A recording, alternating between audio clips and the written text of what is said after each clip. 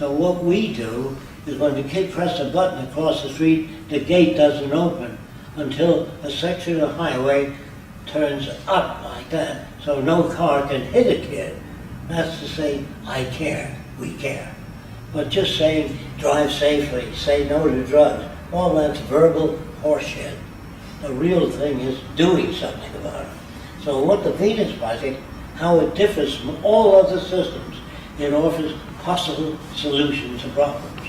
For example, if an airplane's coming in for landing, and the landing gear doesn't come down, wheels don't come down, that blows the fuel out right away. The pilot doesn't have to do it. It's connected. It's the fuel that causes most deaths in crashes, not the airplane crash. When the fuel goes over the engine, it explodes, and people die of burns.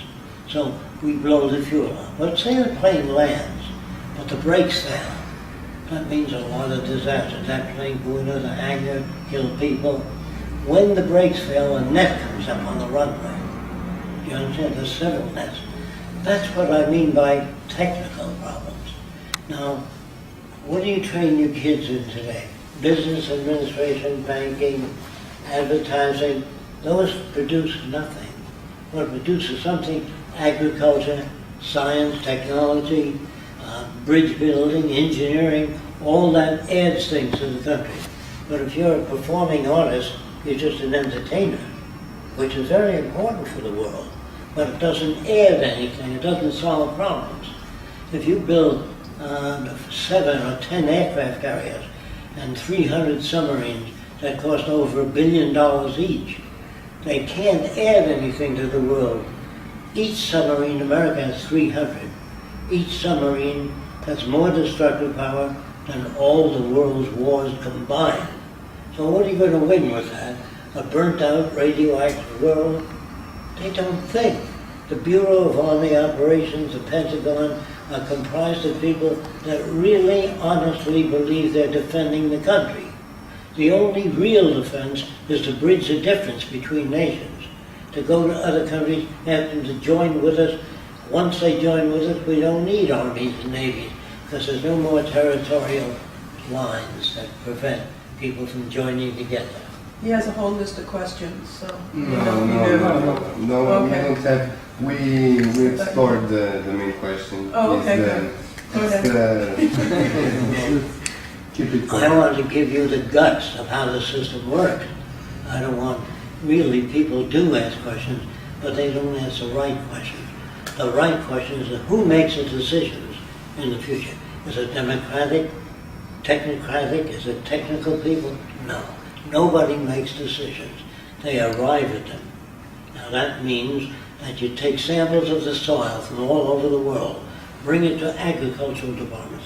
There they analyze the soil, and by the contents of the soil, they tell you it's best to grow beets for 3 years than sugarcane. See, whatever it is that they found, this is not an opinion, this is a finding.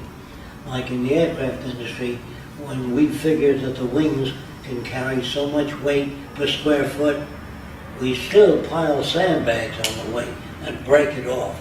And if it holds up to that calculation, it's correct.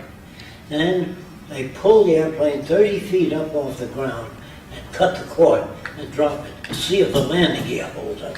I love that system because it's free of opinion. What do you think? What do you think? That was good 100 years ago. Today, we need technology to arrive at, not make decisions. Do you understand the difference now? We arrive at decisions. When they say, well, is Fresco in charge? No, he's not. He's not in charge of anything. He may make the first city. That first city might work much better than present cities. However, that city will be a straitjacket to the kids of the future. They'll design their own cities. If you make a statue of me, put it in the city, that holds things back. There are no great men, no leaders in the future. They're just people working on the world. All these so-called great men, geniuses, arrived at their conclusions on the backs of other people. Like the people that came to America brought, some of them brought the printing press, some of them brought the language, England, butched English we speak in America. And in different parts of America we speak a different dialect. The most important thing about the Venus Project is not to get mad at anybody. Now, if you understand what I'm saying, if you were raised by the headhunters of the Amazon as a baby, never saw anything, you'd be a headhunter. And I said, doesn't it bother you to have 5 shrunken heads? He says, yes, my brother has 20. Is he bad? No. He reflects his culture. If you were brought up as a baby in Nazi Germany, all you see is Heil Hitler, Deutschland über alles. He becomes a Nazi soldier. So if a man is brought up to think of Japanese as sneaky people that do damage, and we make movies to show them looking bad, he gets a machine gun, he wants to kill them. And when a man shoots down 10 planes, or he bombs a village, he gets a medal. People wonder whether the guy can sleep at night. He sleeps very well, as long as you put medals on him. The more you take humans, you can get them to hate anybody, want to kill anybody. If you look up the record of humanity, the religious people that believed in one God, and then there's the religious people who believed in 10 gods. The God of war, the God of vegetation, the God of love. And when one guy came to town and said there's only one God, he created trouble in that community, so they killed him. But long before they crucified Christ, they killed thousands of other people. In Massachusetts, Salem, Massachusetts, in America, we used to burn witches alive. You know that? But here's what you didn't know. For every witch you found, you inherited their bank account and their land. So it gives you a real reason to want to find some more witches. So when I say America's no good, France is no good, Germany is no good, as they are today, people are not civilized yet. If we were civilized, there'd be no wars, no poverty, no hunger.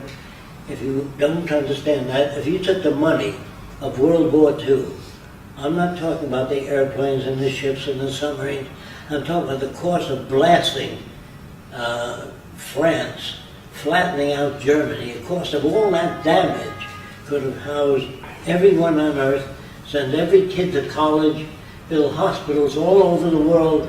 That's what I mean by the limitless dimensions of human stupidity. They don't know what to do about it. Very well. We love to hear from you. We see lots of videos. We love the words. The main questions and the things we want to know is how can we push and help you. And one question we have, as related to before, we did a non-profit organization here in Portugal. We want to defend the resource-based economy and doing investigation, social, technological and scientific work. And as I can see, you told me that is correct, so that we gather money to fund our projects. I would ask if we can go further, like using profits organization to try to make that scientific change. So, in summary, is how can we help? The word we have it. We accept everything you say, not as a dogma, but we understand, because they are solutions, they are logical answers to technical problems.